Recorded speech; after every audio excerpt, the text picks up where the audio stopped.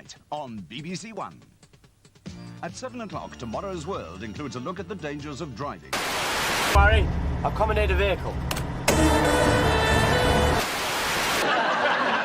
The old trick, eh? Eat the telly before I get a chance to nick you. It's a toaster. Dalek, you have been defeated. Surrender. You have failed. Insufficient data. Nazi ain't got no humanity. They're the foot soldiers of a Jew-hating, mass-murdering maniac, and they need to be destroyed. That's why any and every sumbitch we find wearing a Nazi uniform, they're gonna die.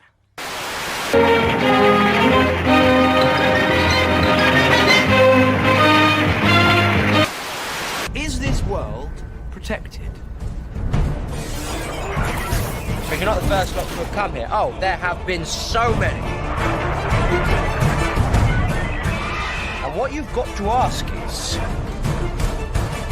what happened to them?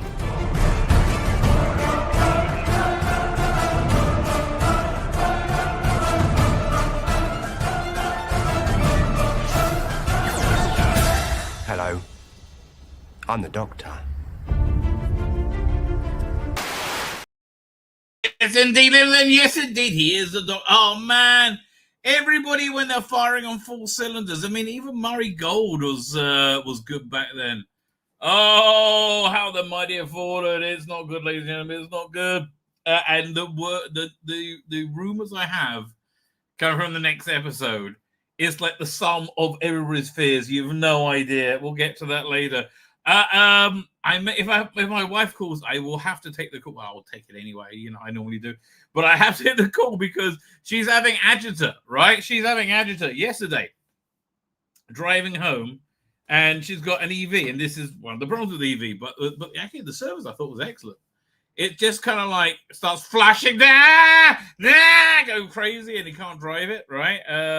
With dash and stuff. So she calls the company, whatever, and she is super chill through all of this somehow. Right, somehow, because I think she listened to this Bible class a couple of days ago. We helped her gain equanimity, and also the guy she was talking to from the company was just like so nice and chill. She was in a really good mood. I know. Anyway, so she finally got to the place where there's like a restaurant. So she went and waited inside the restaurant, got something to eat. She was there for hours, right? And eventually, like the car got towed. You had to get towed to a specific place, and they paid for a taxi to come home. They're supposed to give her a loaner, I think, but they paid for a taxi, and she got home. And then another taxi came and picked her up this morning. Like these are, couple of $100 taxi rides. These are not cheap taxis. So anyway, they had to replace the computer or something in a car, and they were working out to do that. She did that, and she had to recharge because, like, why isn't the service place, the place that fixes electric cars, why don't they have chargers there? Wouldn't that make sense? I think that would make sense. Just like when you buy an electric vehicle, they make sure you have a charger, right? You have to get one installed. Maybe when you're sign a contract to be a service place for an electric vehicle, you should also get a charger. Maybe two. I don't mean to tell you your business, ladies and gentlemen. Anyway, fine. They said it's going to be ready at 4. She got there at 4. Fine, she leaves at 5:30. They were trying to work out what to do. They didn't. Anyway, so then she had to go charge the bloody thing. And it all seized up. Like, you turned off it. It wouldn't let go of the charging cable. And so she was on the tech support again. And finally, now it's charging us, but I better take a step back. Although she's going to go probably straight to a friend's house when she gets home. Tonight, ladies and gentlemen, I've got a couple of stories to tell you, is Lag BaOmer. Now, what is Lag BaOmer? Lag is the a numerical value of the letters Lamed Gimel. The Lamed is 30 and Gimel is 3. So it's the 33rd day of a period of time called the Omer, right? And it was generally speaking, a happy day, right? It's a weird scene here in Israel. I'm not sure what it's like now because there was a big tragedy a few years ago. But it's a weird scene. There's a place called Meron, which is up north, which is like this place called Tzfat, where this Rabbi Shimon Bar Yochai, is buried. And he was this incredible Kabbalist. He wrote the Zohar, right, which is the central book of Jewish mysticism, right, and Kabbalism, right. So he was ratted out by a friend to the Romans, right, and so he had to go into hiding, and he lived in a cave with his son for like I don't know, like 9 years or something. And they didn't have clothes. They like dug ditches in the ground, and they sat in the ditches so they wouldn't have to wear their clothes. They only wore the clothes on Sabbath, so they wouldn't wear them out. I went, really? And God gave them a carob tree, and they were very, very happy with that. That's how bad it was. You ever eaten carob? Oh God! Anyway, from this suffering, he reached incredible heights, spiritual heights. And so the day he died is a big weird holiday. Like, it's not a holiday where you're not allowed to do labor. There was like, let's see if I can find any pictures on video even. And we go, I want to do Lag BaOmer. Let's see what do Lag BaOmer Meron. Where is this? I'm not doing a 5-minute video. It piss off. Tats with Rush Beat. No. Here, one sec. Lag BaOmer Meron. There we go. Let's see if it comes up now. There's a lot of Hebrews there. And they're getting very excited. Oh, is this it? This is the previous years. Let me see if I can find one. I don't know. But where's that? I don't know where these places are. The one definitely was in Meron, but from like 15 years ago. Right? Is this it? Oh, yeah, this one. Oh, the Hebrews are getting excited on this one. Yeah, stop, doink. Lots of happy, dancey Jews. Oh, actually, that was quite representative. Here we go. There you go. Let's play that one.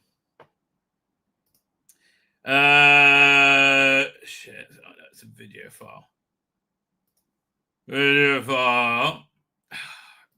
Download. Oh, it's not downloaded yet? Come on. We'll try that again. Okay. Video file. Downloads. Here we go. Doink. There you see the Hebrews.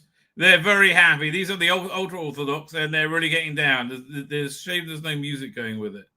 Yeah, so it's a holiday here. Let me see. I think do we have music on the other one? So a holiday where they have bonfires, and so because Rabbi Shimon Bar Yochai exuded light, right? With his holiday. Actually, that I probably believe that. Let's try this one. Doink. No. Tom does. Well, why is that playing Tom Cruise? I don't know what you're hearing there. Here, 1 second. That's Bizarreville. Wait. What? Okay, so not that one. What's this one? Hang on. I have no idea how that happened. Here, I got to try and download this again. Okay, what's this one? Oh, maybe it's the wrong one. That might be why. All right, 1 sec. So let me. How am I going to download this? I pressed the downloady thing. Oh, I have copy video. Oh, okay. So I'll go to a YouTube downloader, I guess. YouTube downloader. No, sorry. You're watching me like trying to work this out in real time. I was like, it normally works. It's going to make me wait for it. Oh, no. Here we go. I got the thumbnail. Now wait until I say I will buy this piece of software. I'm not buying the software. It's not happening. Look, Jew baby, right? I'm getting it for free. Speaking of which, oh, there he goes. See, look, that's what I had to say to it. He gave up. He's like, okay, I've met my match there. Is it downloading now? I'll try that again. We went to AliExpress. Okay. Now it's the video will be ready in a few minutes. Are you shitting me? This is a 22-second video. Please don't close this page until down. Okay, I'll leave it open. How about that? Anyway, Lag BaOmer. So it's celebrated by all the kids gather wood to make bonfires. And stay up on. That's basically it, really. But it's a very spiritual day, and everybody does it. It's like huge. So you go to this place, Moron, and it's just like it's like a hippie festival, right? It's a giant weird Jewy hippie festival, a giant hangout. And but when you get into the what's the word? The not kever. Kever is the Hebrew word. Not the cave. The crypt. Oh, yeah, the crypt. Well, I might be the right word. The tomb of Rabbi Shomron. It's very intense. Like there's very intense prayer going on in there, right? And it was a huge tragedy that happened there. What was it, about 5 years ago? Here, let me look it up. Lag BaOmer tragedy. It still hasn't downloaded yet. Here we go. Lag BaOmer tragedy. Here we go. Doing 2021. That's when it was. About 4 years ago. Which I am convinced was a warning for October 7th. I can't go into it now. It's too long and complicated. Anyway, Lag BaOmer, yeah, because it's a very uniquely Jewish holiday. It's a holiday only for Jews, right? Only for the Orthodox Jews, right? And so they all go to this place, the the grave of Rabbi Shimon Bar Yochai, and they it was like, was it? It was like Hillsborough. I never download the whole. Fuck you, really? Yeah, 1 second. I'll try Moron. Let's see if Twitter has it. X, I should say. Media. Anything going on there? Lots of bonfires, right? Okay, that's basically lots of bonfires. Anyway, but as people went in there, they there was not enough room, and people kept going in, and like I think 45 people were killed, like were crushed. It was terrible, right? And it was just like so uniquely for Jews, right? So yeah, I do feel that was a significant warning for October 7th, because I think October 7th is a reaction to us talking shit about each other, and Rabbi Shimon Bar Yochai's life was defined quite a lot by people talking shit about him, which is why I had to go into hiding. You know, look, the fundamental center of Judaism, I would say, and I think Christianity to a great extent as well, maybe even Islam, we just have a different view on how to get there, is loving one another. Right, caring about one another. That's really the central thing, you know. And like talking shit about each other is the opposite, absolute opposite of that. So yeah, I freaked everybody out in shul, in synagogue. Was it yesterday? Yeah, I think so. Because the stupidity happened, right? But this is why everybody's terrified of me, right? And I still don't understand it.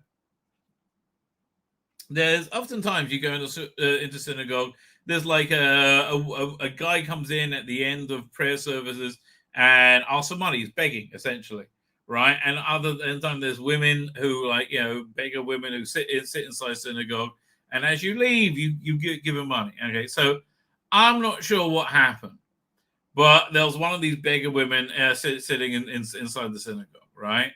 And outside the room, my normal prayer room, and suddenly I hear her screaming. Ah! I'm like, what's going on? And this guy said, you got to get out. You got to get out. I'm like, yeah, okay. The guy saying you got to get out might be technically right?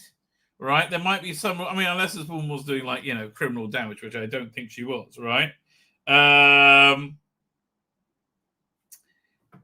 Yeah, unless she was doing like criminal, I just don't think they want to do anything, because they often look, to collect charity, you need a letter from the rabbi of the town saying you're not a charlatan or whatever. Anyway, I thought it was a bad idea dragging around dragging a screaming woman. Okay, let me put this in context for you. Okay, there's one of our great sages, Rabbi Akiva. He was killed by the Romans about 2,000 years ago by having his flesh in the city square, by having his flesh combed off him by red hot combs, right? It was agonizing and lengthy death, right? And him and I think, was it 9 other martyrs or 8 other martyrs, all suffered similarly grisly fates, right? So while they're waiting to be executed, one of these rabbis turns to Rabbi Akiva and says, what have we ever done to deserve this? Are you kidding me? What have we ever done to deserve this? This is crazy, right? And he said, has there ever been a time when a widow or a woman came to you, a destitute woman, if you were, came to your door and you stopped for a second to freshen your face before seeing what she needed, right? Has there ever done anything like that? He says, yes, or that. That's the reason we're being punished now, right? Because all sin, we in Judaism use the word avera, but all sin, right, is a misuse of one's personal power. Now, again, this woman may, should not have in any legal reason way be in synagogue, right? Be in there. But what do you think God thinks when he looks down and he sees, and he might be putting on for this very reason, right? What do you think God thinks when he looks down and sees a Jew treating another Jew terribly and throwing them outside of church? like, what do you think God thinks? Now, let's put this into greater perspective, right? Anyway, no, I'll tell you how I put it in greater perspective. So afterward, I was not happy, right? I was seething somewhat about this. I was like the stupidity of it, because look, essentially, we're in the middle of a war, right? And I think we have people trying to kill us. We should be really nice to each other, if for no other reason that God says it's a good idea. Right, we should be really, really nice with them. Like, go above and beyond, right? And I think we're in this war, and I think there's other stuff going on as well, because we don't put a premium on being nice to each other. I have to say, hats off to Christians, because I see Christians treat each other really much better. Maybe because I'm not on the inside, right? Anyway, so I hear them. People, officers of the synagogue, talking away about it after the prayer services, and I'm sitting there. I study afterwards, right?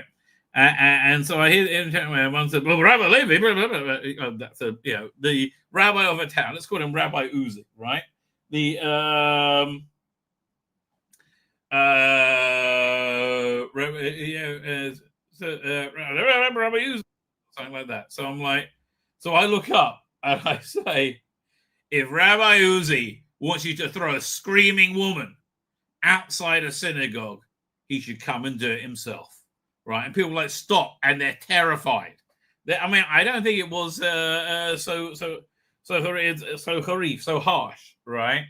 But then I turned around to them, right, and said, "We are at war," right? And people are like, now it's getting too real. We're at war. And anti-Semitism is higher than any of us have ever seen in our lifetimes. Maybe this is a good idea to try and be nice to each other, right?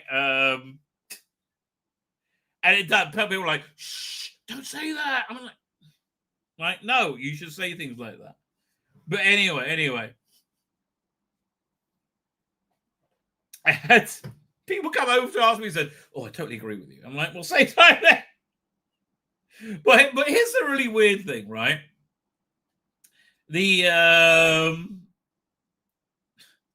I genuinely believe where we are right now with October 7th was directly caused by us not in any way, in shape or form, giving two shits about being nice to each other. Especially we have a series of laws called Smear Salashim, which are, guarding your tongue, essentially. You not speaking ill of each other, right? It's funny. It annoys me to this day. In our synagogue, right, we have a thing. You open there's a cupboard that you put the very, very holy Torah scrolls in, Bible scrolls, which we read from on like Sabbath and on holidays. And one time when we had this like awful non-kosher rabbi, as he turned out to be, complete evil person. Was our rabbi. Yeah, absolutely. We call him a Russia. Or at least anybody who's honest is, right? They open up this cupboard, it's called the Aron, right? And one of the Bible scrolls, big things, fell forward, boom, smash on the floor, which is a very bad omen, right? So he decreed this non-kosher rabbi that to have chains put up on all the things, so when you open it, nothing will fall out. I'm like, Schmacko, all you need is a chain over your idiot mouth, right? And this guy broke laws that you couldn't even imagine. Anyway, basically, I think he had a mental breakdown, and he just but he had a mental breakdown. Very publicly started violating these very, very severe laws, these central laws, and everybody just looked at their feet and pretended it wasn't happening. So especially this one guy, a rabbi, who's written a book on this very subject, who supported this awful evil non-kosher rabbi, came out to me and said, "Oh yes, I agree with you completely." I'm like, shame you didn't listen to me 5 years ago. Oh, maybe a lot less kids will be dead by now. And I was super nice to them, by the way. When I said we're at war, I was going to say being fought by our children, right? And I heard the utter terror and shock. So I decided to back down. I was like, fine, I'll have mercy on you. Oh, people are just so weak. I don't know what to tell you, ladies and gentlemen. People are just so weak. OT says, "Hey, OT, best played Knights of the Old Republic, better than Andor." Dude, I am a real Andor fan. I will go to the mat for Andor. Right? I'm amazed how much I liked Andor.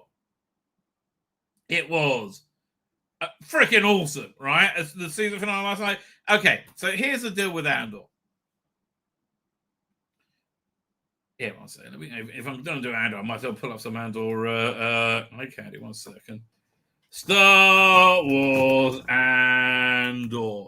We won't do an episode review. We won't do a season review. We'll do a series review, right? Because we've now seen the entire series. Dang it! I didn't mean to do that. Let's down this over here.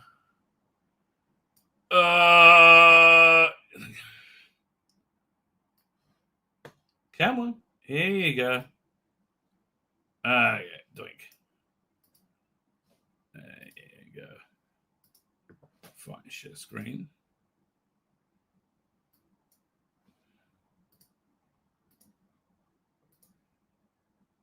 Doink. Okay, okie dokie. Here's the deal with Andor, right? And it's, again, freaking awesome. I really, really, really love the show after initially really, really, really hating it, right? At first, I absolutely detested the show. But again, by the time it finished, I absolutely adored it. So what happened? Well, firstly, the quality of the second season, I think, was so strong, it just grabbed me in. And it was just, generally speaking, they dropped 3 episodes a week for the second season. They might have done for the first season as well. But I was so engaged with it that I watched all 3 episodes in a go, and I hardly looked at my phone, right? That's like you get very, very, very rarely nowadays, right? So that happened. But I think mainly I wasn't in tune with what this show was or what this show was trying to do. And the Star Wars universe, the Star Wars franchise, is actually very different from something like Star Trek or even Doctor Who. Like Doctor Who, I mean, other than, since Jodie, beginning of Jodie, had a sort of like house style, right? I mean, it would change, with over the years with fashion and technology, but basically it had the parameters of what it was, right? And Doctor Who was very flexible, but it always had like that DNA of what Doctor Who was. And the same with Star Trek, right? Even through the very disparate Star Trek series, I mean, apart from like Discovery and things like that, which had none of that DNA in it whatsoever, which I think is why it failed so hard. Now, Star Wars is a different beast because you have different types of Star Wars all inhabiting the same world. Sometimes very comfortably, sometimes very uncomfortably. That's how the Star Wars universe has unfolded, right? Obviously, you have cinematic Star Wars, which is where this started off, which is like family-friendly fare, action adventure, sci-fi, right? Definitely for a big family audience, popcorn entertainment, right? That's why Rogue One really pushed it, I think, as far as you can go, right? But then you had different types of Star Wars. You had like things like Clone Wars, which I think are legitimately part of Star Wars, and because of their episodic format, right, and the TV, you had more time. You ended up getting more character and depth somewhat, and it was more of a soap opera to a certain extent, right? But it was a different feel, subtly different feel from cinematic Star Wars, right? And you see, that's what they're able to do. This is a very different type of show. This is a adult show set within that universe. And it's interesting because I went from watching the season finale last night to going directly to watching the watching Rogue One, and boy, man, I thought Andor was so massively far superior, right? I was amazed how superior it was. I was very proud. If not for nothing, it's because the problem with Rogue One is it was prime Disney Star Wars, and it had a female lead, right? This having a male lead, several male leads with female characters, but having a male lead gave it a masculine energy, and I think in of itself that helped. But also, again, this was much more of a Game of Thronesy type thing on a more real level, like more gritty, more like what the reality of life in the Star Wars universe was. And again, this is layered and complicated, which I don't think you could really say for the Star Wars movies. Now, where you so I like the way that there's a mosaic of Star Wars. You can go from this to Rogue One. It dovetails beautifully into Rogue One, but Rogue One is a very different animal. Again, that's cinematic Star Trek and Disney's cinematic Star Wars, and Disney Star Wars just somehow overcome by the quality of the production. And it hadn't gone off the rails yet. But then Rogue One obviously dovetails very nicely into Star Wars New Hope, right? And I like that. And all those things are qualitatively different. The sequel universe trilogy is detached from that mosaic, right? And that's why I really don't think it works at all. Right? For a Star Wars show to work, it's got to be attached somehow to the main, as I said, mosaic of different things we've looked at these Star Wars through, right? So this again was a fascinating show. It was kind of like Secret Army. Remember that from the 70s? And now I've seen the whole thing. I have a much better idea of what it is. But it's one of the main threads of it is about the creation of the rebellion. Right, and it's all kind of like Stellan Skarsgård. Stellan Skarsgård, I would say, was the main character. Lutheran. Yeah, he like essentially built Yavin, right? It's there because I'll zoom in if you don't know who he is. Right, but it's a very I said that guy. It's very textured. and layered story. I think with interesting as well, right? Yeah, that's certainly how I would just go. It's very slow moving, not very so. It doesn't have that Star Wars sweep, swoosh. So it feels slow moving, and I think that's maybe why I didn't like the first 5 episodes or so, because that's what I was expecting for a Star Wars movie, and rather than watching it as a piece of quality TV, like this is one of the few things that deserve that huge budget. Like most shows I'm making for TV do not deserve that huge budget at all. So it's a kind of the sweeping epic tale told over 10, 15 years. Ostensibly centering around Cassian Andor, and his growth into a rebel leader, and how we got his story. Again, it starts off very far from the Empire, very far from Star Wars as we know it, right? And so again, I feel somewhat it creeps there very slowly. Again, this is a very grand level thing. So that's like one major thread, right?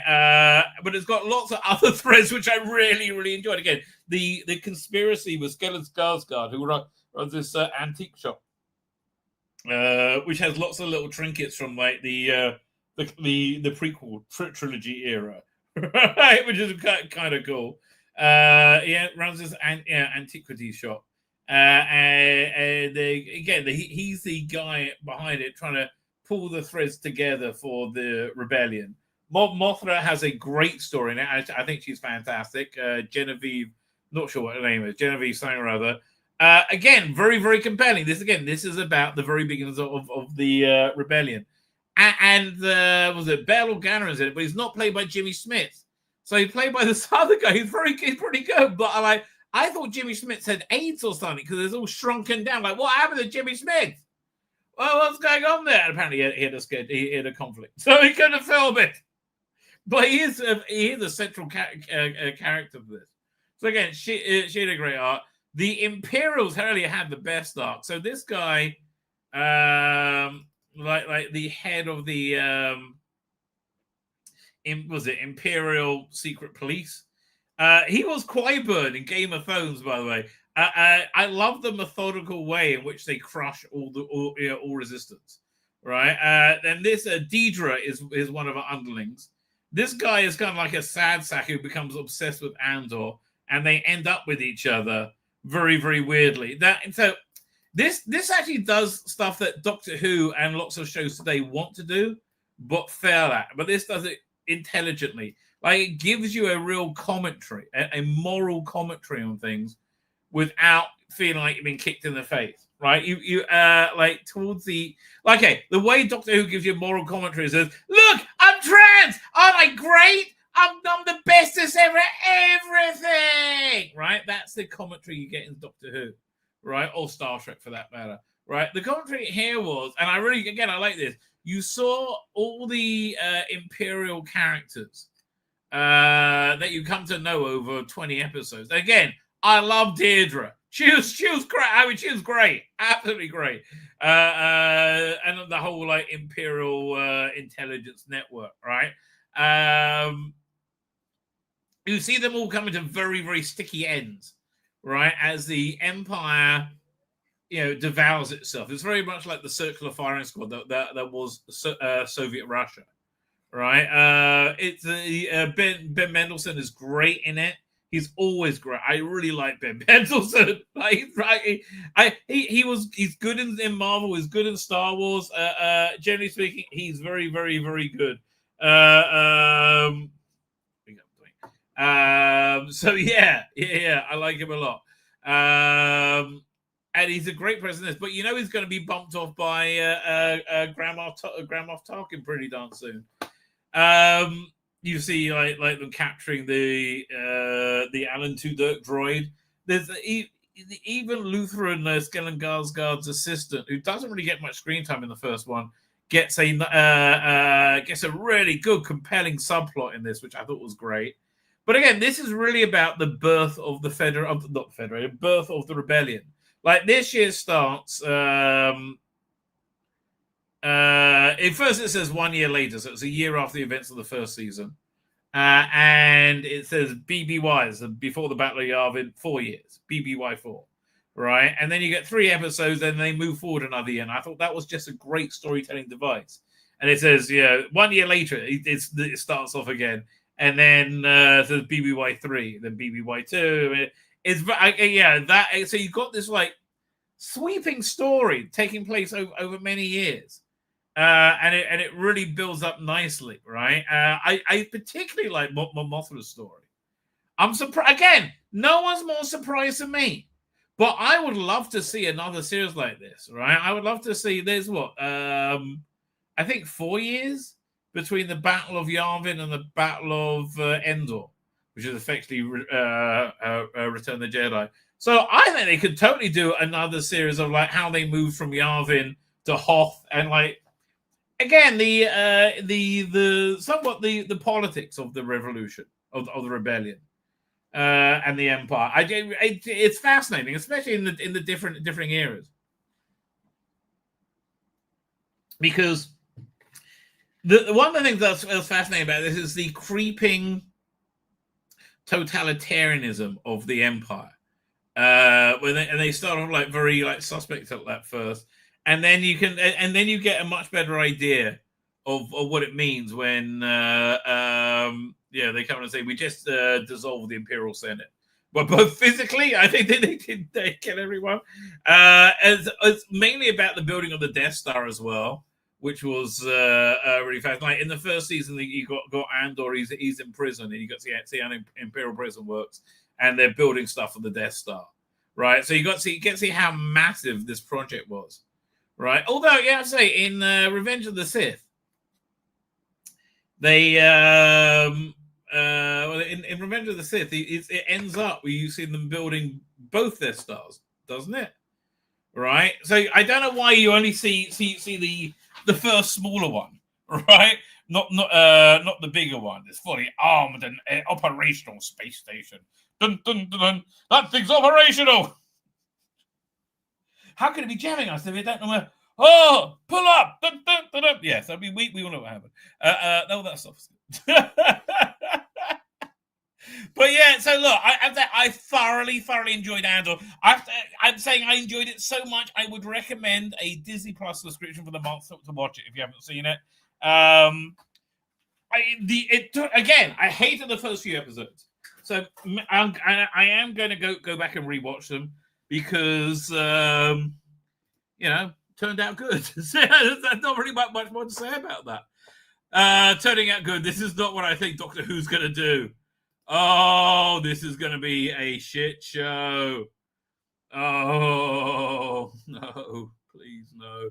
Here, let's get together. Although the Verado did send me in a very nice little video clip of herself to be able to do this by 1 second. Over there. Doink. Doink, doink, doink, doink, doink, doink. There you go. Oh, lovely bit of a wiggle there going, Verada.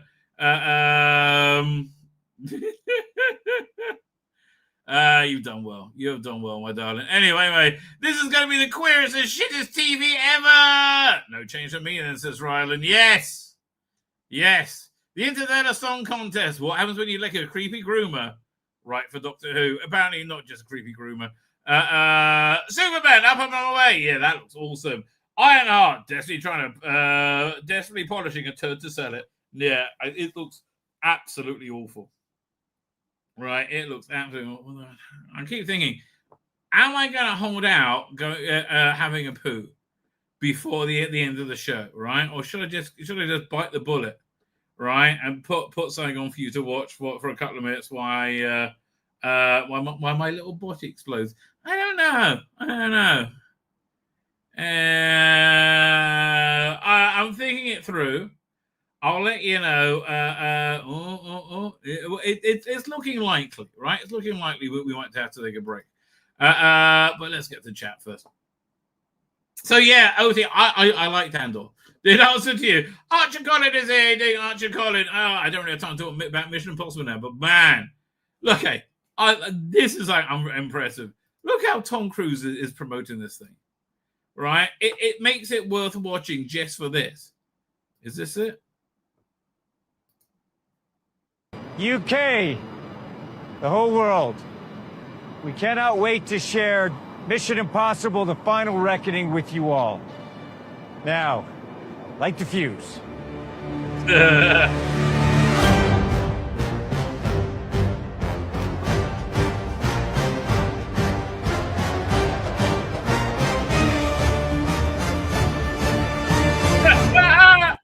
I like he's trying to sell this movie so fucking hard, don't you? Oh, I like how much work Tom Cruise does. I go, wow, that's competency. You don't see that every day. Now, do you? No, you don't. What do you think, Verada? Yes, I know it's very exciting, isn't it? I can tell you're excited. Archie Goddard is here, as is Darren M. And Paul's AI Radio used to be something else AI Radio. But how you doing, sir? Thank you for joining us. Dr. Alex is here. Dr. Alex is a bit poorly. Well, we all wish Dr. Alex a speedy recovery. Fighting fit very soon. Catherine Thea is here. And Catherine the yes, this is Sword Rangers. Are you ready for the most stunning and brave guest episode where Shruti sleeps her mat on screen? Because I keep up. Yes, that's the only way this thing can get gayer, right? It literally is. If he has live gay sex, right? That would make it. Although the rumor is he impregnates Verada. How? I don't know. That seems cray cray. Ara Gillenine. Am I saying your name right? Ara Gillenine. How you doing, sir? He says, Hein. Well, Hein to you, sir. Hein to you. Fellow Ashkenazi, pals AI Radio. Yes, we white boys stick together. Nothing too spicy for us. Digby Strawbridge is here. Digby Strawbridge, thank you for joining us. I found all the browser video downloads are failing now. Also, YouTube somehow detects and corrupts videos being put. Oh no! My downloader anyway lets me choose which version, and it shows you which version doesn't have an audio file with it. Right? Yeah, I just hear the bonfires outside. It's like bonfire night here in Israel. Archie Godin says, I think the advantages and disadvantages of Star Wars has literally an entire galaxy set the story. Yeah, that is true. And it's weird they had to carve out a whole new galaxy for them for Disney Star Wars. Like I just leave it all alone. I mean, okay, Mando's good. The rest of the stuff is shit. Like Ahsoka, I mean, I'm embarrassed at doing another season of it, frankly. I thought I liked the what's his name, the villain. I thought he was quite a good idea, Thrawn. I like how they've the stormtroopers are kind of modified their armor. And you got a gold one and stuff. It's all kind of crazy. But I'm sorry, the whole rebel stuff. What's the name been having a lightsaber through and feeling a bit sick because of it, and that was it. It was dumb, right? It was dumb. There are times when the stream of consciousness leads to FTM. I don't know what FTM means. What does that mean? What does FTM mean? If not, I'm asking Grok if you don't know. Female to male. Okay. Yes, it does. Sometimes things work. The only thing original possible is the last seems to be Tom Cruise removing his mask with Peter Graves all along. Now, it's a different show. It's based on the, what's his name? The show with, what's his name started? The original Mission Impossible guy, right? I hope he gets a written approval first, as Archie Collins about impregnating Belinda. I don't know. Well, that's one of the rumors flying around, right? That is certainly one of the rumors flying around.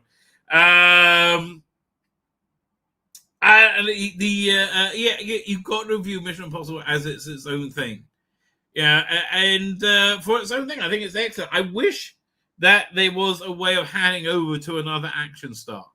But man, again, I love the way Tom Cruise worked so hard to sell that, right? I really genuinely do. Where are we going to start? Let's start by talking about the we got a few things to talk about. Do I have that other window open? Wow, I knew I forgot to do something. Okay, wait. I gotta go. I have to open a fresh window, new window. Shall we start? Fine, let's work this out as we go then. Doctor Who. I mean, I have a pretty idea what we're going to be doing, but like, let's have a look. Let's have a look if there's any stories that we want to look at as well. A second, sort by date. We go over here. Hey, Belinda, you'll come back for us, darling, okay? Yes, you will. Doink. Bum, bum, bum, bum, bum, bum, bum, bum. When does it come out? Episode season 6, don't really care. Doctor Who Showrunner reveals why the story in Cameo Cruiser was crucial. Well, we might get to that. That sounds interesting. Doctor Who gets Ryland Clark on the internet. Oh, this is going to be shit. It's going to be shit. BBC Doctor Who star 99 leaves a 7-figure fortune as Will uncovers after that. David Graham? David Graham leaves a 1.2 million will. Well, good for you, David Graham. I'm very happy to hear it. Now even Doctor Who is throwing the shade at Marvel's post-Endgame's output. That is true. I mean, that's really kind of embarrassing. Okay, so David Graham did well for himself. I'm happy for it. Parker, right?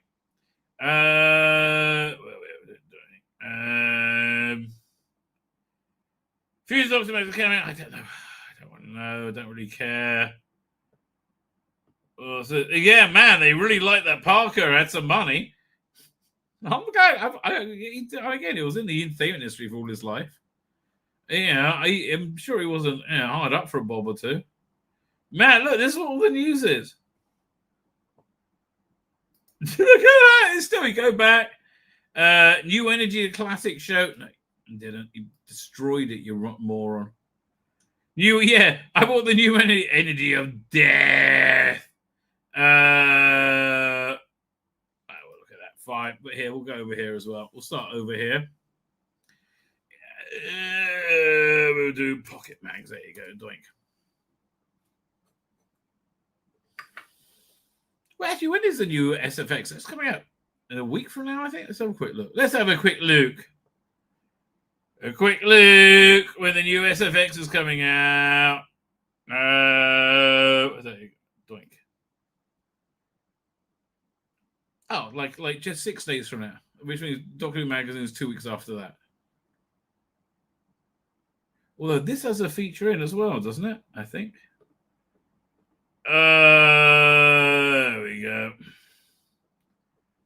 Back. Really? Sure, it's over here somewhere. You're probably screaming out, "Oh, you passed it!" Well, I'm a bit past it. Really? Sure, I had a Doctor Who story in here. Red alert. We could look at the table of contents. No, I'm not going to give in to that. That boyish urge. Walking Dead, unless I can't find it this time around. Wolfman, Group Therapy. Oh, here we go. Oh, God. Yeah. We're in for a weird time. We're in for a very weird time. The story and the engine. We tell you a lot of things. We do this thing and that thing. I'm not taking the piss. That's how they talked in it. It was weird. There you go.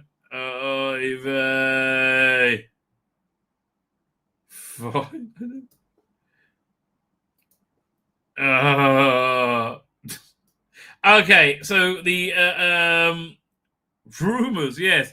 The rumors are weird, okay? They're just weird. And I think they all might be true. Firstly, there's supposed to be something happening at the end of this episode that's supposed to make everybody go, wow! I did not see that coming. How can that be, right? There's like shocking at the end of the episode. I mean, it's the one before the two-part finale, so I guess they reveal who Mrs. Flood is. Probably the Rani or some bullshit. Who really cares, right? I think the Rani and Omega. I have heard the villains being the Conrad and other shitty men, shitty white men, because shitty white men are shitty.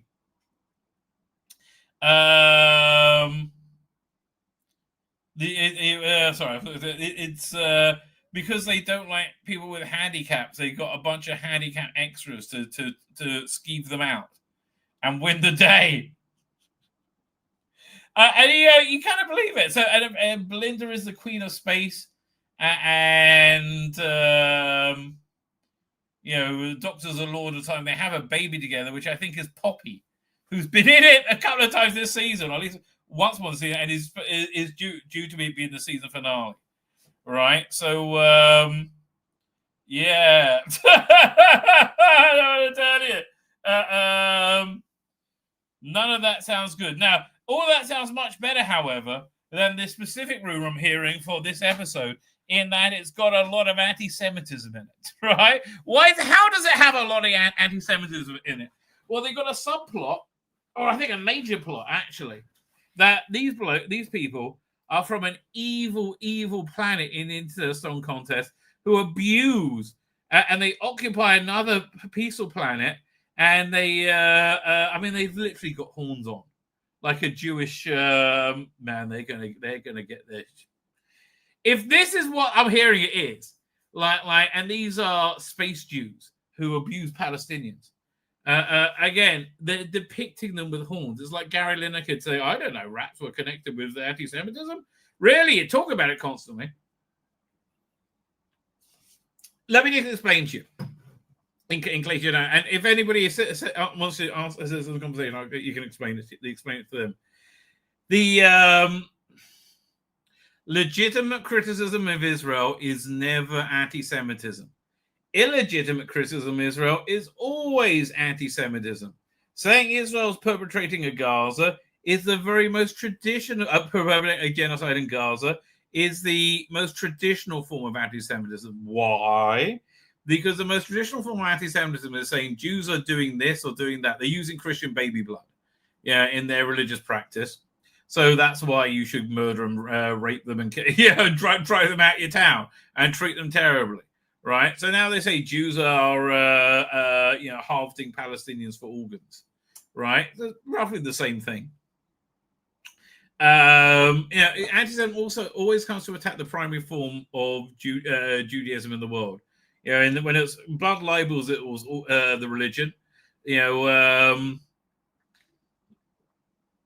One of Hitler's great innovations was he upgraded anti-Semitism, updated it, I should say, because the Enlightenment had happened, and Jews were leaving the religion and assimilating, right? And so so it didn't focus on religion; it focused on the body of a Jew, right? Their DNA was impure and it was sucking down their Aryan race, right? And again, it always mutates. Jews are communists, Jews are capitalists. But okay, so the world as we are right now, which is why I think we're at the end of days, we have essentially broken into two camps: pure evil and generally good, right? It's crazy. People see white South Africans as refugees, and they're like angry. How dare they bring white people as refugees, even though they're facing a genocide in their country? They got like stadiums of people screaming "Death to the Boer, death to the white," right? Kill the white, kill the white. And they just however, they see like a murderer, drug dealer, rapist, right, who isn't white. They're like, oh yeah, we got to fight for him. He needs due process. Absolutely, got to put him first, right? It's all the worst people in the world. I'm sorry, the modern 2025 queer, which is not gay people. I want to really, really be clear about this. Is clearly on the side of pure evil, right? And just look how narcissistic they are. They've taken over Doctor Who, right? And to say, oh, we like to be so seen. Well, can we see anybody else? No, just us, or I won't feel seen. I must feel so seen. Oh, fine. I think it's a bit too bloody seen, mate. And that's the other thing is, you know, Euro is a queer thing. I hate to tell you, most people, you know, over the age of 35, they're like, yeah, I'm not, whatever, leave me alone. Like, it's something that people grow out of unless you never grow up and you just stay clubbing till you're 60. You know, Russell, like you do, right? Yeah, and again, so I just feel like this, it's written by Juno Dawson, who is just a definition of a groomer. She wrote a book.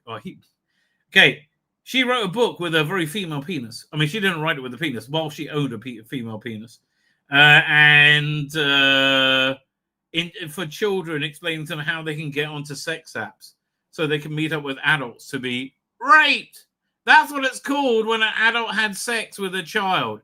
It's called rape, right?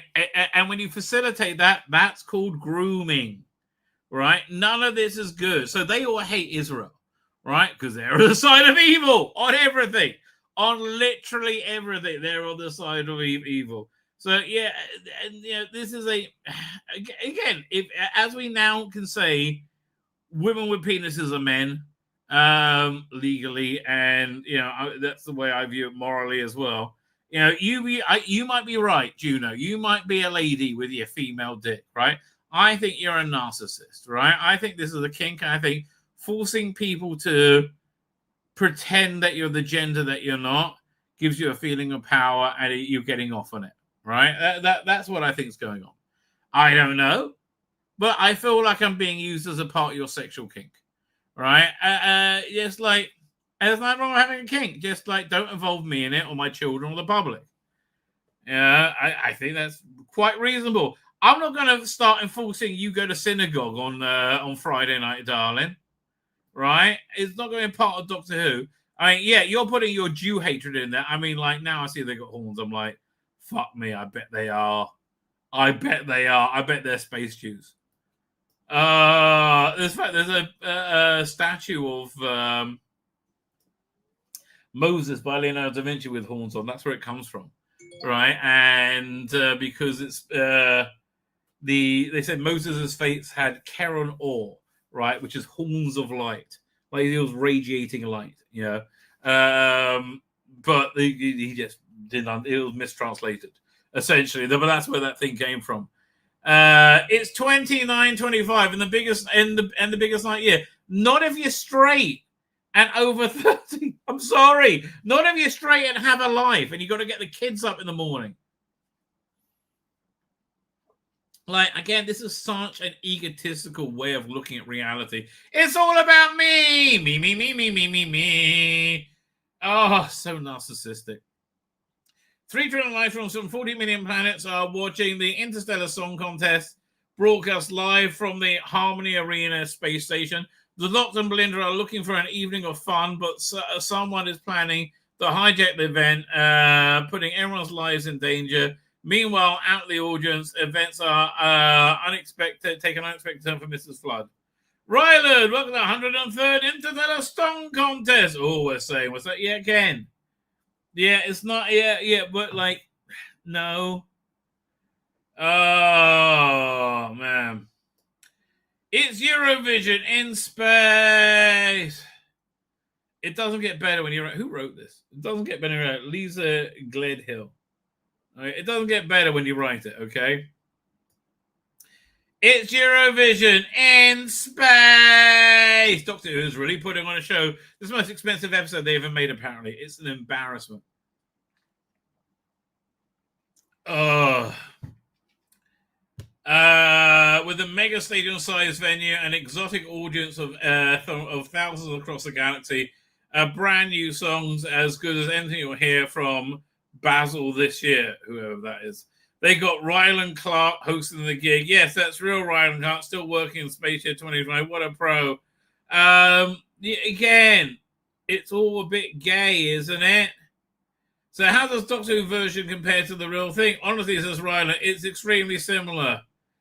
It's just like, I like Doctor Who. I'm gay. I like Doctor Who. I'm queer. I'm like Doctor Who. I like Euro. Let's put it all together. How about people who aren't queer? Do they get no? No, they don't get a say. I was just talking out the entire stage how much it felt like Eurovision. Oh, come back. Ugh. Like, none of this is a plus for me. It's like, it's hurting me reading it. Eurovision having aliens in the audience. Some of the Eurovision fans' outfits are quite outlandish, so it didn't throw me at all. I understand. It felt like 100% at home. I'm a massive fan of Doctor Who. It's one of my childhood favourites. Yeah, no kid's going to say that in the future. And I love it now as an adult, right? Again, you're robbing an entire generation of Doctor Who. If I had to choose my favourite things to amalgamate in a Doctor Who episode, it's this exact episode. That's what I would expect, Ryland. That's why, you know, we hear the name Robert Holmes, we go, oh. We hear the name Ryan Clark, we go, oh. Right? Hear the difference? It's got a song contest, space aliens, everything. Daleks, maybe. Interesting plot. You know, a fascinating new idea. No, just idiotic pap. Ben A. Williams is directing, and he's a newcomer Doctor Who, though he has directed TV series War of the Worlds. That was shit. And Humans. That's quite good, I remember. As well as Sherwood and 6-4. Never heard of those. So what turned into this literally thing all dancing Doctor Who? They offered me a job. And I said, yes. That's how it works. I know Vicky Dale, series producer, for years. Again, they got so much fucking serious producers. You know, 200 series producers, and they all turn out shit. Says Ben. And she kind of asked me a couple of times to do an episode. I've always been quite busy. I haven't needed a job. Now I do. This time it was a combination of being free. I needed a job. And this generally being the best script I've read all year. How many read this year? 1. Including that one? Yes. So literally, if you read anything else, it could knock it off. It's going to. This is shit. I got it. Okay, fine. I was so sad when I got to the end because it meant I could never read it again for the first time. Oh, fuck off. It sounds like you're full of shit, mate. All right? It sounds like hyperbole. There are so many surprises in it, and twists are fantastic. Vic herself says this is an unusually complicated episode for the production team. They've essentially got to make 2 different TV programs in parallel.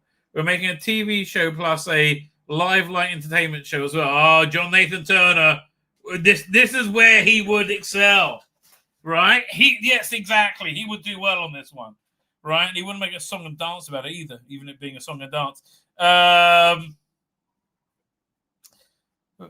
Anyway, we're up to Ethan Connigan episode we're making plus light entertainment show. She explains that's quite unusual for us, and we have to approach all those scenes in a different way. There are different ways. There are 2 shows in one show, and nobody wants to watch either of them. I mean, frankly, it's not going well, is it? I mean, that's really about. It's not going very well. Ben agrees. It's been a big challenge. Everyone I've spoken to during the prep has said it's one of the biggest episodes of Doctor Who they've ever done. Stop!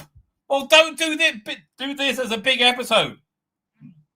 It's a terrible fucking idea. Doctor Who is a very bad idea. It only sounds good if you're super queer. If you're what I call a normal person, you're like fuck that. What do you think the rating is going to be for this? I don't know. I'd love to see if the overnights end at like 1.1, 1.2. That'd be hilarious. Like, I don't think they finished going down yet. Right? I mean, if anything, the catch-up's going down. Catch-up started at like 1.4 and loses 50 to 100,000 a week. Right? If this was a 13-episode season, I'd have no we by the end. You know, literally nobody watching.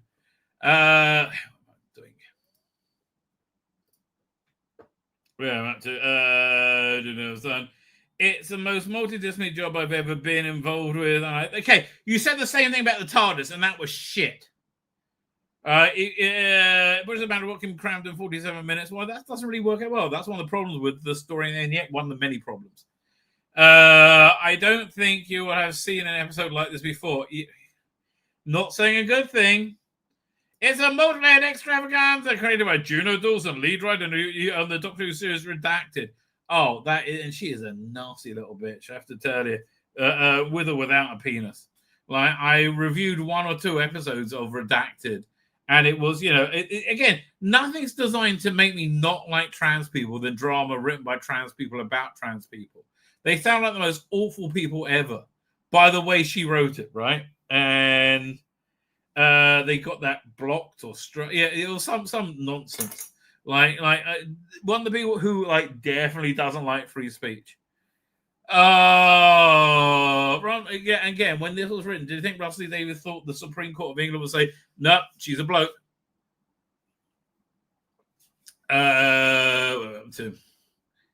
When Russell Davies first emailed me 2 years ago, Juno explained, he said he wanted Die Hard meets Eurovision. The script has changed and evolved since then, but it's kind of that at its core. Yep.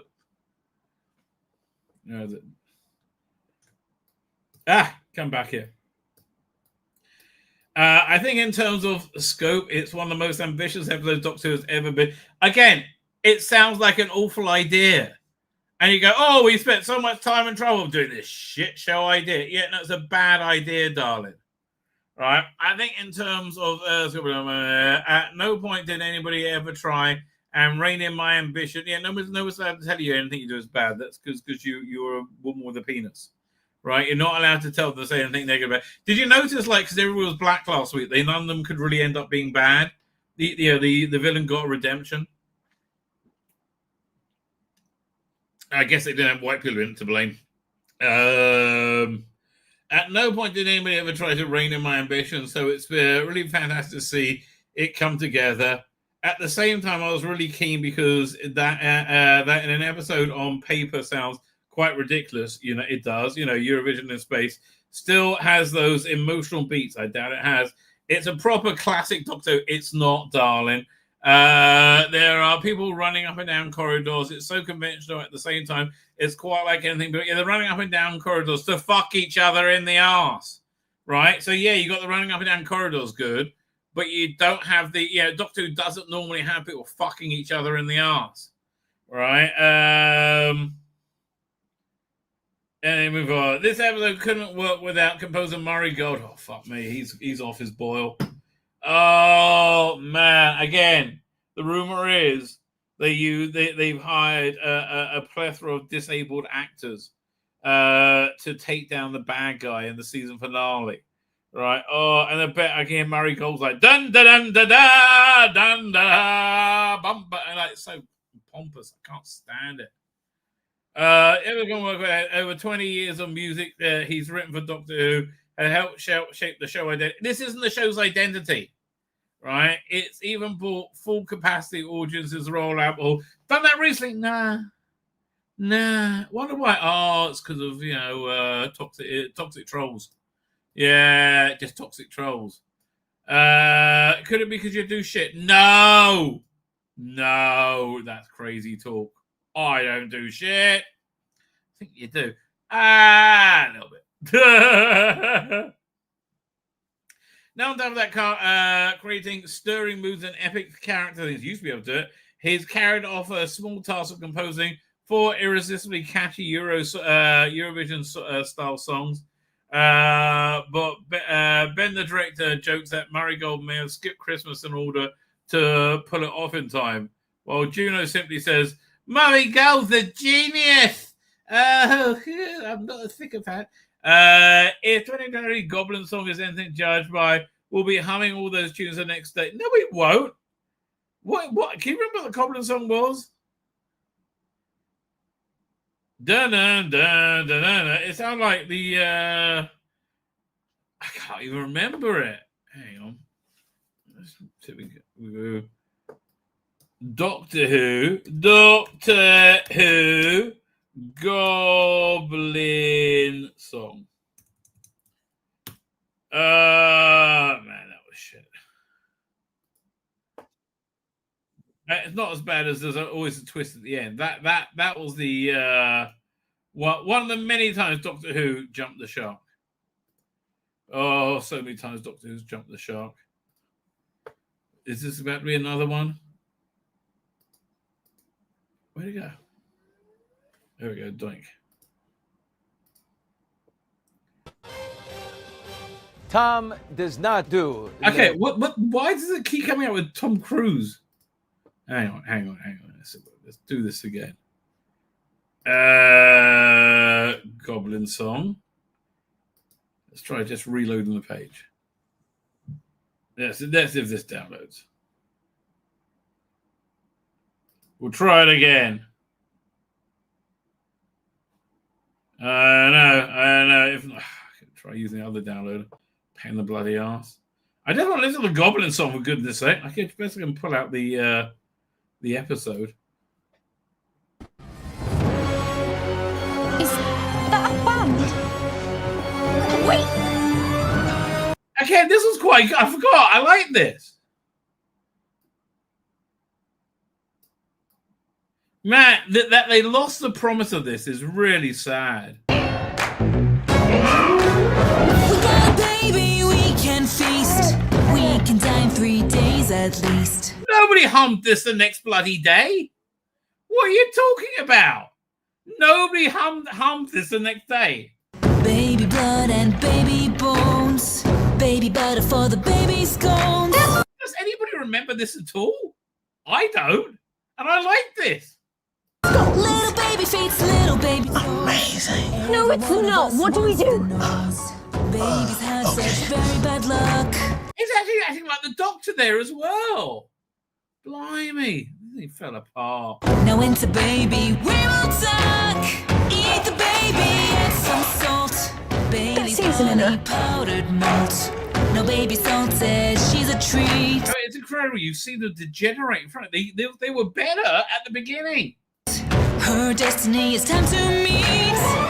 Baby, we need. Baby, we feed. Eats without teeth. Okay, this is not a hum. Like, no one's hummed this ever before. Love Don't Roam, people have hummed before. Better than beef. Baby, so soft. Carried aloft. Okay, you should be doing something now, baby. Okay, let's got to save the baby. Big brown. Oh no. What? I wonder whose ship this is. He's the Goblin King, yes, the Goblin King. He's not a myth, he's an actual thing. Here's the king, here's the king, here's the king, here's the king, Goblin. Oh. Yeah, this is just shit. I'm sorry. I mean, I'm telling you, it's fun, but it's not like a song everyone's going, yay. My God. And we love his chin when it's wobbling. Yeah, this is good when it's working out the whole technology behind strings and knots. I like this. He likes to dine up. Leave her alone. It feels even Millie Gibson looked hotter back then. Leave her alone. He can eat. 500 puppies with golden fur. Orphan boys with jet black hair. 500 with orphan boys with jet black hair. I'm sorry, that sounds very BBC, doesn't it? Very pedo BBC. Circus clowns with a red balloon. He can eat me. He makes me swoon. He can eat me, he makes me swoon. Okay, nothing like a blowjob gag in your song. For a king on high. Oh, little baby. Oh, little baby. Say goodbye.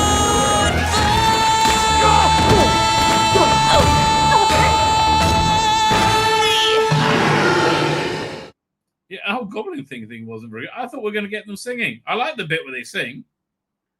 All right. Whatever.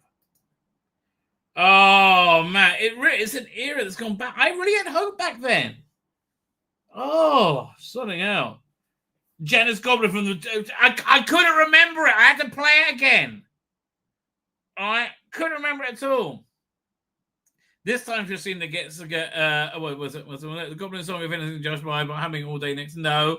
But the honor of actually singing one of them goes to Christina Rotondo, who's best known as Janice Goblin. This time Christina gets to be on set, although hidden under a layer of prosthetic, playing a new character who's competing for in the song contest. Well, I gathered the one thing I did like, I thought was kind of fun. They had one of the aliens who was clearly from the same species as one of the aliens in the Dalek Master Plan. Right? Like when everybody's just swipe their arms from side to side and sing along with you. When I'm walking around set, people are just singing it back to me. You've got it stuck in their heads today, so I really remember them being fun. Nobody remembered it. It's no surprise to learn that Juno is a big fan of... Yes, we know she's queer. She has woven plenty of references throughout the story for only fans to spot. I think Venn diagram of Doctor Who and Eurovision is basically a circle. You're fucking insane. It's not. These people just think they're central of the universe. That's why they all they care about is being fucking seen. I've never met anybody else who needs to be seen. Like, leave me the fuck alone. Don't see anything. Okay, stop. Don't see us. Okay. No, they need to be seen. Yeah, everybody loves it. No, we fucking don't. Fuck you. We don't like fucking Euro. Oh, just like I don't like a dick up my ass. Oh, but don't you? Everybody really does. No, we don't. No. No. Oh, maybe just a little dick. I don't want any dick or Euro. Leave me the fuck alone. Oh, but no. It's good. It's one thing if you really were the majority. You're not. Oh, people watch it as a curio. They go, oh, what's on? Click. Oh, I guess that. Whatever. Fuck off. Leave me alone. Right? It's like nobody fucking cares. Oh. Yes, Bilky, Becky, and Bonky. I mean, like, fuck me. I have an interest in Euro since Bucks fucking Fizz. Oh. And that's only because I was fucking 5 at the time. Probably older. How old was I? 10 at the time. Oh. Yeah, anybody who's not up for an anal fucking fisting isn't really into Euro. Oh, but isn't it? No, we're not all up for anal fucking fistings. No. You should try it. I don't want to try it. Leave me alone. Oh. Okay. I'm sorry, I'm just not up for an anal fisting. It'd be giving or receiving. Either way. Everything goes out the same night as Euro this year. Please, can the FA Cup go into overtime? Right, so it doesn't get the show. That'll be fucking hilarious. Come on. We should all pray for that. Say, oh, Lord, I don't know if you're there, but please do this. Please do this. I'll give charity. That sounds good. Ryan, of course, will be working that night, so he'll have to watch on catch-up. I know as a fan, if I weren't in this episode, this would be the episode I couldn't wait to watch. Oh, I wish you understood just like how few people are interested in this bullshit. All right, yeah. No, everybody loves it. No, we don't. No, we fucking don't. I mean, again, as you can see by the ratings, which I can't wait to see how they're going to try and spin that to make it positive in any way, shape, or form. Oh, me. This is killing Doctor Who. I'm sorry. I've got 2 Big Finish plays that I'm just not interested in listening to. When's this out? It's also out next week. The Truth About Mrs. Flood. So we find out at the end of tomorrow's episode. Who gives a shit? Right? Oh, God. Yeah, look, Juno, I don't think you're a lady. I think you're a degenerate. I think you're because I think you're a groomer, right? I don't think you're a lady. How long is this? Will I be able to get through this without vomiting? This is on the design of it, I guess. Oh, fuck off. It's only a couple of pages. Let's see if we can get through it without vomiting. No, even now, I really can't. Well, again, I like the alien design. It's just like... And look, if you want to see the Doctor Who do Euro here, so they're a Big Finish. Which they should be plugging this like nothing right now. They're so stupid that they're not. It's the 7th Doctor story. Fine, when it was up. Before my Doctor Who experience, I'd always wondered why Russell Davies came back after 12 years away to fuck the show in the arse, because I've been being fucking things in the arse. Juno Dawson tells evidence, but now I get it because it's so much fun. Well, I'm glad you're enjoying it. We're all having an awful fucking time. An award-winning author. Yeah, award-winning because people give awards because you're a chick with a fucking dick. Here, well done, chick with dicks. Oh, there's a new the Dalek Eternity. Yeah, there's a new Bernie Summerfield thing. I didn't listen to the last one. But here, we'll do this. Let's go again. Oh yeah, bang. There we go. How much is that? I bet it's reasonably cheap. $5.31. Yeah, this has got what's his name in it? Graham Garton, Patricia Quinn, Nicholas Grace, Bonnie Langford, and Sabrina Franklin. Don't know Sabrina Franklin. This is kind of fun. Who wrote this? They're written by Gareth Roberts and Clayton Hickman in 2002 when Doctor Who was fun and happy, right? Oh, unlike now when it's queer. Okay. Her first memory being Doctor Who Superman. First memory being Bonnie Langford trapped in a giant bubble, especially with his time with the Rani. Dawson is eagerly anticipating the 7th of May. The date not only marks the 69th, or 69, one of my favorite numbers, I bet, edition of Eurovision contest, but also the premiere of the first Doctor Who television episode, her first Doctor, to celebrate. She's hired a pub. Fuck off. Of course I've hired a pub, she laughs. I might never get a right Doctor Again, because it's all about me. And I don't think you will. Unless this production somehow continues. Dawson's journey into writing the series began in bed. We know. Because Russell is a workhorse, and doesn't seem to need to come. He can go forever and ever. Oh, God. Yeah, look, again, this is no less offensive than blackface, I find nowadays.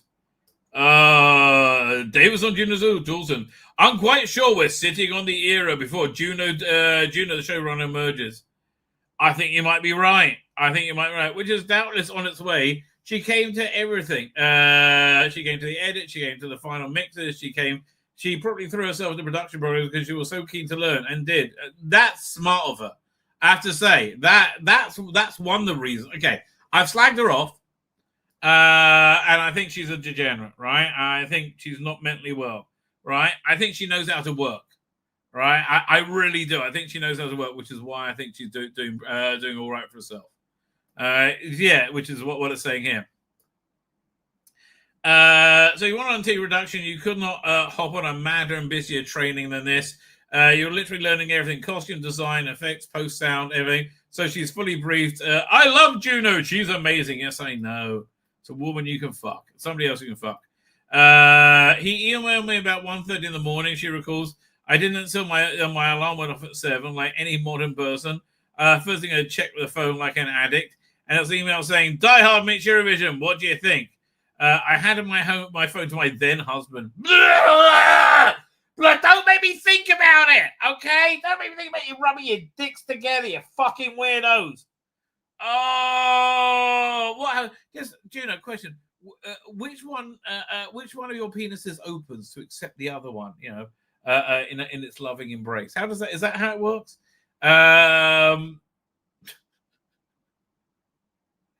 It was like, oh my god, like the call had to have finally come, and so did I. It was easier, yes. I've ever said. She adds, her excitement is still clear. Her then husband, fuck off. From the outset, Dawson envisioned her episode as a hostage situation at Eurovision. The real challenge she admits was figuring out how to combine those two elements. Israel, I bet she's doing Israel, because they don't fit together as easy as you'd expect.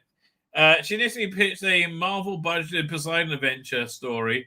I look back now with a slight cringy laugh. What was I thinking? It was very ambitious, but it wasn't a story. It was an event. Our still finished product, but God, in one version I had robots wearing lederhosen. They're gone. Okay. After 6 months of developing the storyline, Dawson spent around a year working on the script. That's a bad idea. Like, that was a bad idea with Story in the Engine. It was just overworked. With my background in copywriting, I've always written fast, he said. I think I was the first to deliver the script for season 2, but then Russell took over and cast his editorial eye over it, as he does over every script. He said, maybe a bit more gay. I don't see anybody slipping on any cum on the floor yet. A few things changed. Some of it was practical, like we're not going to be able to do that. Some of it was character related because I had no idea what was going on in terms of story arc. What was appreciated most about the writing process was that no other production company, Bad Wolf, ever tried to rein in my imagination. Why would they? Russell was very much, this is your chance to write Doctor Who. You've been waiting all your life. What do you want to? What do you want in this episode? So we got anti-Mavity says, "Oh, fuck off with the Mavity! Oh, fuck off with the Mavity!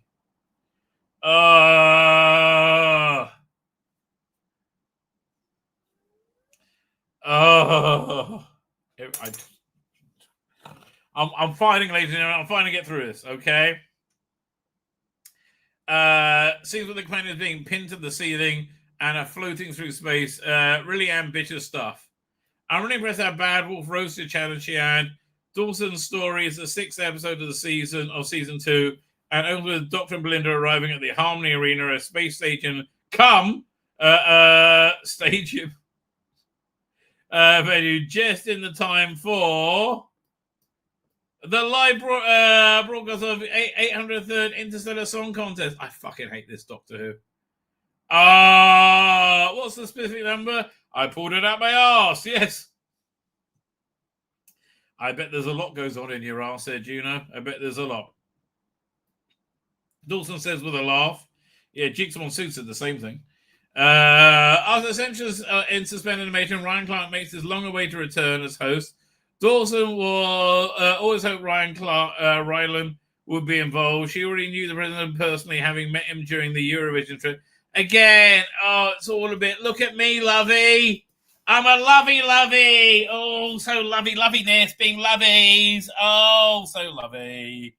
Wouldn't it be so lovely? Oh, fuck me. Sounds awful. Right? It just sounds awful.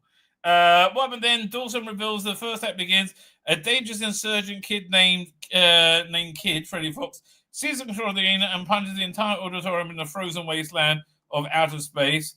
It's up to the massacre survivors to they kill everybody, reclaim control of the station as Kid has an even greater master plan that could lead to the annihilation of the whole galaxy. Sounds like a blast. It starts at 11 and doesn't stop, she enthuses. I love it. I love that about it. Well, good for you, darling. Oh, yeah. Would you like watch good Doctor Who? Like, no, I like shit Doctor Who. We know, darling. We can all tell. We can all tell you like shit Doctor Who.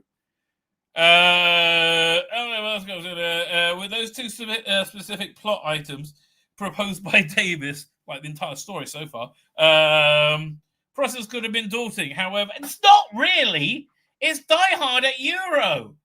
It's really not. You know, you have some terrorists, whatever, take over Euro, demand money, and you know, Belinda or the Doctor have to die hard their way out of it.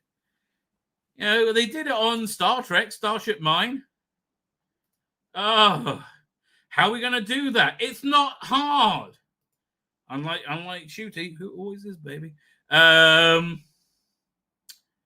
me, the ultimate Christmas film, well, it should have been a Christmas episode, actually. Having attended numerous shows for in person, for queer people, there are certain things which really become part of your identity. Yes, I know, but there's not many you queer fucking people. There's a lot more not queer people. Can't the show be for everybody? No, just queer people. because we've been oppressed and we're worse off than you, white people. What? You're white too? No, I'm queer. Growing up, it was absolutely part of my personality. It was the best night of the year. I didn't really care. I was like, why is everybody dressing so weird? I even wrote a line for Belinda where he says, best night of the year. My mum and dad used to let me watch and stay up late for the voting as long as I got into my pajamas. And that wasn't me staying up until midnight to watch the voting. It was even better than New Year's Eve. It's really, again, this is really just this is just your little group in the world, mate. Oh. When asked for a favorite Eurovision song, Juno says, oh gosh, that's really difficult. It's often about the time and the place, but you've got to try it quite hard to find things better than Gina G's just a little bit. The 96 which one, which was the best year for pop music ever because of it was the year of Spice Girls. Oh, fucking hell. I'm a lady. I am. I'm a lady. I promise. You're not. Oh, don't you oppress me, Jew. What's that? Nothing. Oh, I'm a lady. Let me get my picture and everything because I'm a lady. Oh, I don't think you are. I don't want to get in your face about it, but I just don't think you are. And I just think a lot of you, everything you do is about you being a lady. All right? God bless you and everything. But I don't think you are. Speaking of music, no song contest will be complete without some tunes. And this one features 4. 3 of them are part of the contest and quite standard Eurovision, but one of them is something else. She teases. Ooh, comes with a handy from Shooty. Oh. Hang on, is that my wife home? There's my wife home. Yeah, 3 of them are. Did she WhatsApp me? Whatever. One track she revealed she came directly from the mind of composer Murray Gold and wasn't even in the script. When Russell asked Murray to go away and think about singing Eurovision style, he presented a song called Dugadoo from an act called Dugadoo. It's a nod to the Insanity original. Keep an eye out for that. Sounds like a sex act to me. Oh, Dugadoo me, Dugadoo me. The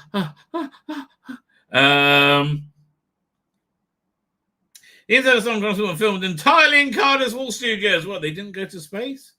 And the auditorium design, however, somewhat inspired by Coruscant, the bustling planet-wide city in Star Wars. Again, like Tandra a lot.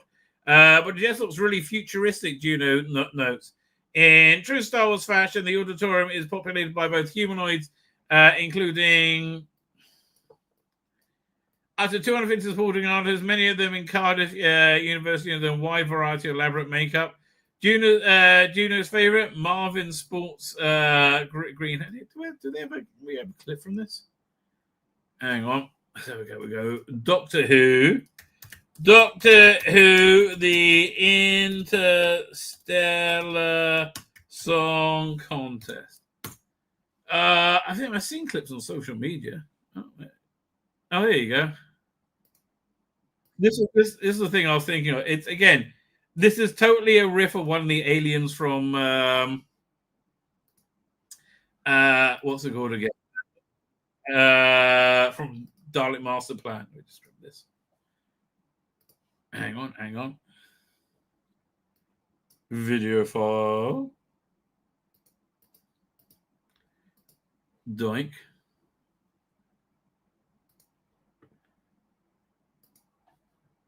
Your host, Ryden Clark, in a celebration of talent from across the universe.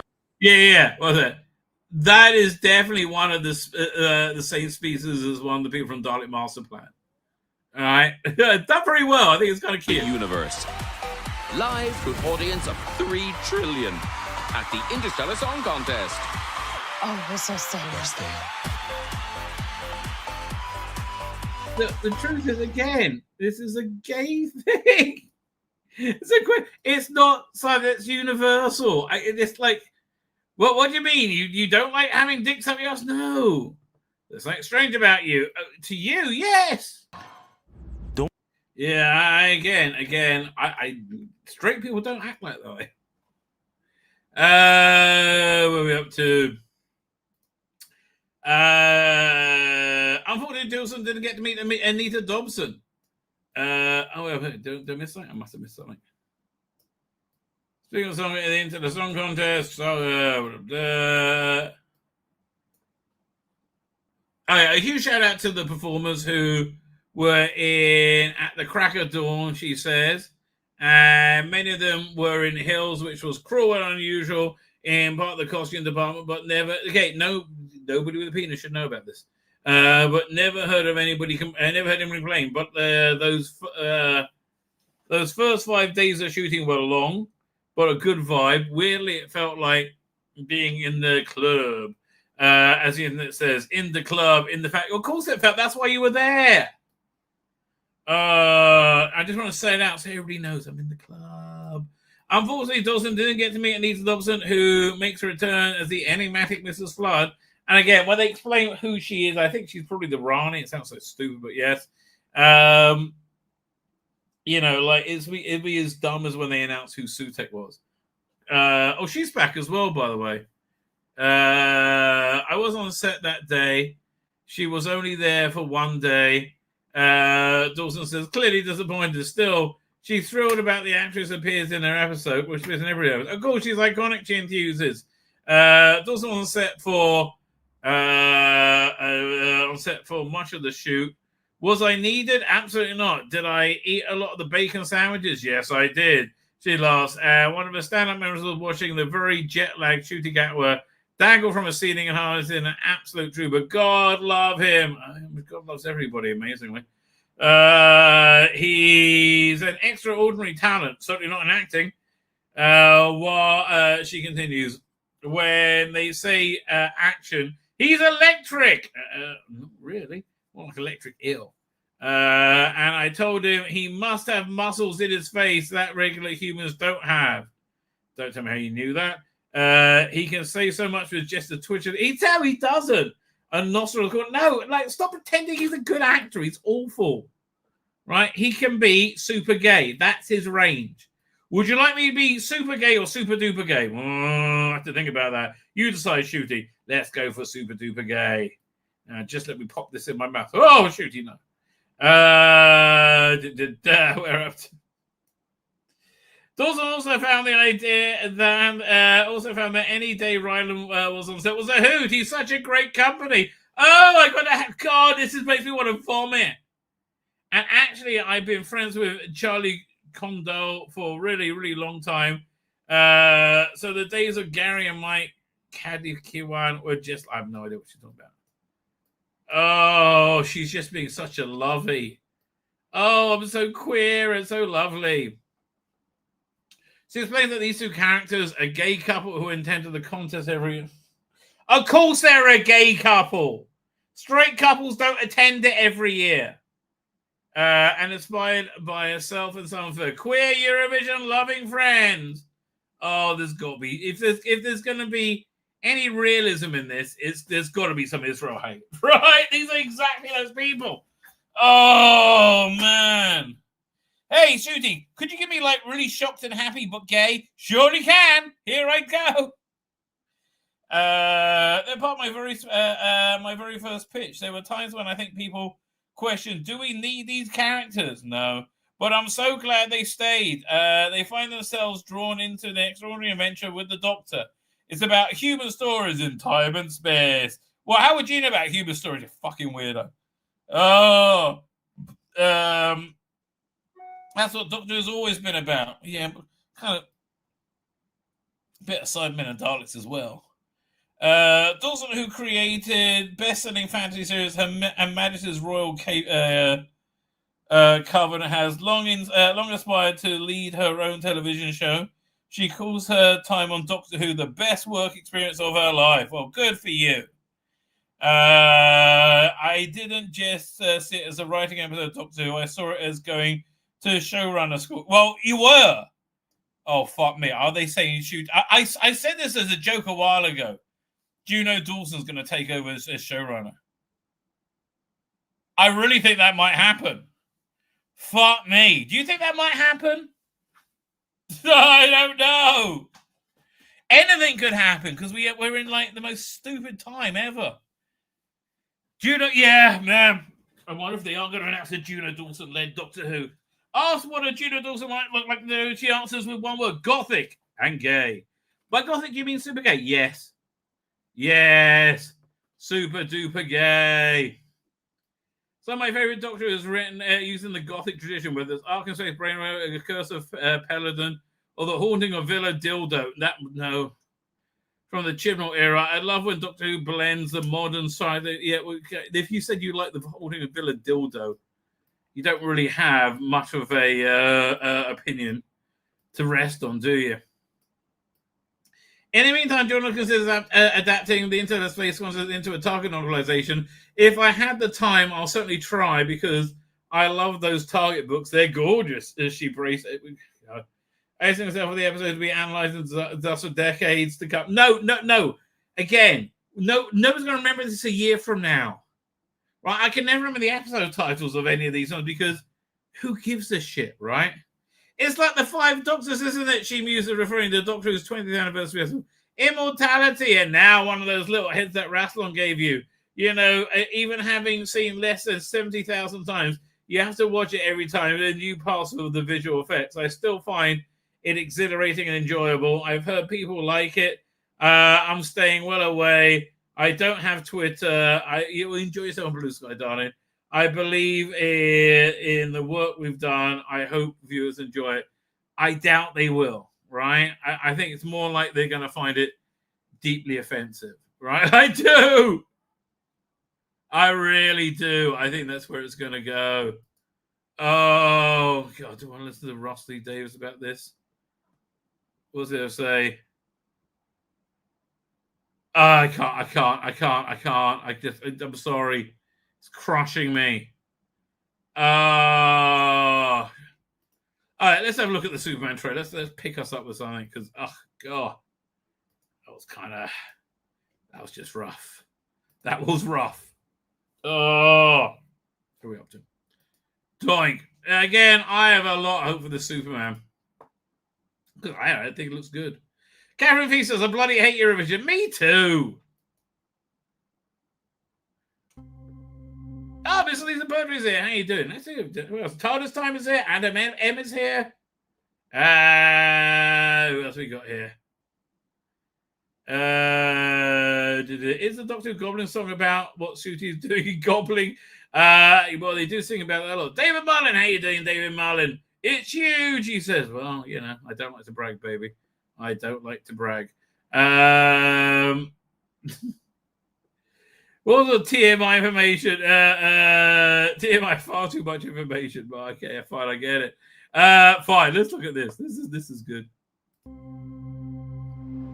Are you being serious right now? Yeah. By the way, I have to say, I think Rachel Brosnahan casting as Lois Lane is spot on. You'd let me interview you as Superman. Sure. I mean, they need to lean into her being sexier, right? I'm sorry, she's a very sexy woman. They need to lean into her being sexier. Ready? Let's do it, Cronkite.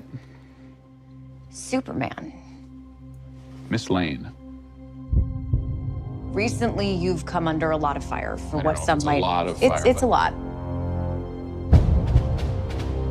Now, people are complaining that, much like the series of Doctor Who, where the villain is the evil internet trolls, they're saying the same thing about this. I just think I haven't seen James Gunn do anything bad as yet, right? So I think he's probably going to do it in a way that is good, right? Again, last thing he did was Creature Commandos, and I think it was great. David Milling is here, doing David Milling. After that Doctor Who preview, I feel the need to take some Scarosian crack and stand in the field. Well, you know, it happens to the best of us, baby. Today, the Secretary of Defense said he was going to look into your actions. That's funny? My actions? I stopped a war. Maybe. Not maybe. I did. In effect, you illegally entered a country. This is how you're going to be? I'm not the one being interviewed, Superman. Did you consult with the press? I like the idea. It seems to be like Lex Luthor using media manipulation to take down Superman. But again, here's the thing. I think both sides of the cultural divide feel that's going on maliciously, and I don't think the left-wing side realizes that about the right-wing side, that we feel that the not that's really left and right, but we feel that they've all been duped by nonsense. President? No. You seemingly acting as a representative of the United States will representing cause anybody more except for me problems around the world. and doing good. I would question myself in the same situation and consider the consequences. People were going to die. And again, I really like the conflict that's going on there, right, between the modern day bullshit, and it really is modern day bullshit. People are going to die, and reality, right, morality.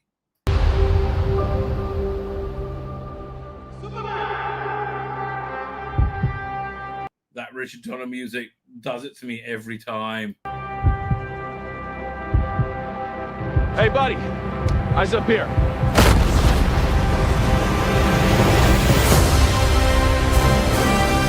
Oh, again, it gets me in all the feels. It really does. I'm really looking forward to this.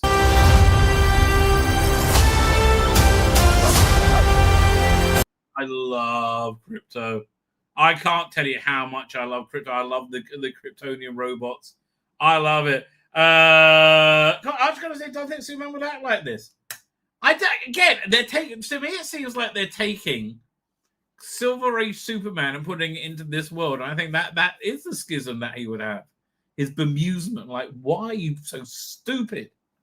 Right? There was a really good, what was it called? The Blue Light, I think, where you had the Dixon and Doc Green, right? The guy who shot Dixon and Doc Green in the Blue Light, whatever it was, gets switched in a reality and is in this hyper-violent 1980s cop show, right? And so I found that I really like that. So again, I love the Kryptonian robots, right?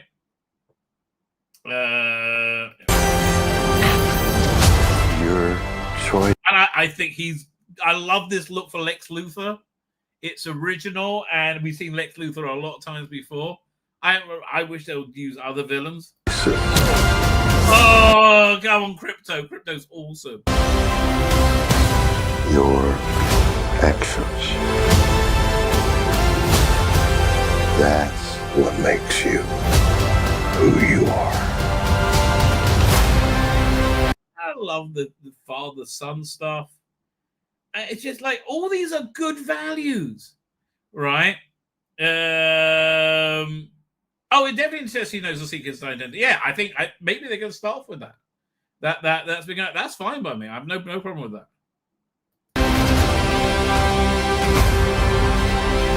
I love it's in a world of superheroes. Superman. He's not a man. He's an it. And I think for a Superman movie to work, Superman has to be brought down, right? Okay, when the MCU was good, the best moment, well, kind of best moments was like when Captain America went from wimpy Captain America to fit Captain America. Right beforehand, they had half hour of him jumping on grenades and like getting into fights over moral issues, right? And so when he got his power, right, he was already a hero, right? I think they're going somewhere along this line.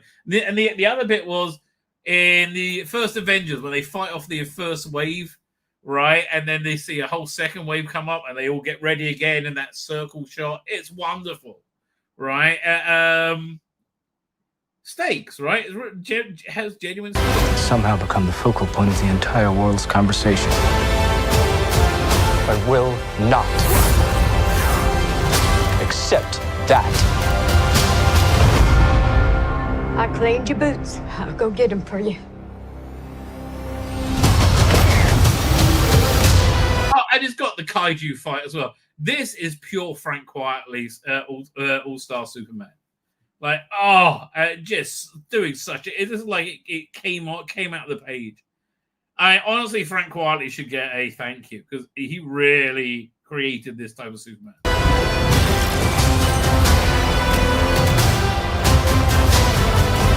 What was that one? What was she doing a selfie in front of? That's really cool. Okay, that I think that's cool. I like that. Again, this is very much being the modern world and taking the piss out of it. Again, it's what James Gunn does very well.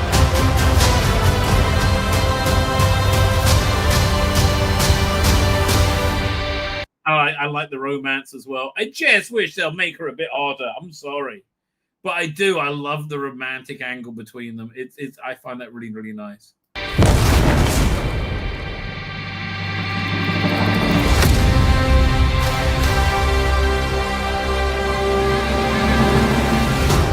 You have a dog? I love the dog wears a cape. Oh God, I do. I mean, again, I just do. Oh, it's really nice. It's really, really nice. I'm really looking forward to it. I am. I'm really much more than I have to Mission Impossible, which I think is going to be about half hour too long. It's like 2.5 hours, 2 hours, 45-minute movie. You know, it's going to be too long, and I'm sure a lot of it takes place in cyberspace with incredible. I mean, like, but man, Tom Cruise is working his ass off. You know, but still, look. Trouble is, the best one was. Which one was it? The one with Henry Cavill. So, was it 1 and 2 were before it really was established.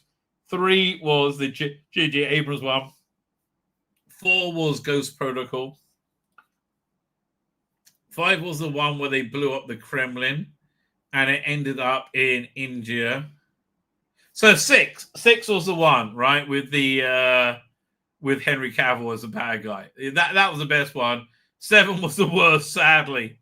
And this is going to be the final one. Again, I wish he could have handed over the series to somebody else, where he became like the advisor and like comes out of retirement for a scene or 2 or something like that. I really wish that could have happened. All right, John Boyega. John Boyega's always my go-to guy for the next generation of anything. Right, I think John Boyega's great. Anyway, I think that was fantastic. I wish James Gunn every success. Because I like James Gunn. I do. Anyway, with that, ladies and gentlemen, with that, I'm going to wrap up Iron Cream Cracker. And I didn't need to poo before the end of the stream. I'm really quite impressed with myself. Or maybe I did. Who knows? Or dares to dream. This will never be revealed. Anyway, with that, ladies and gentlemen, I'm going to hit the end broadcast button. I'm going to hit it again and say good night,